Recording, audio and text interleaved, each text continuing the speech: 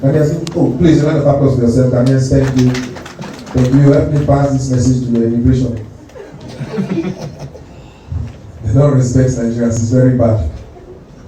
How can you deport Nigerians by road? Is that how they do in America?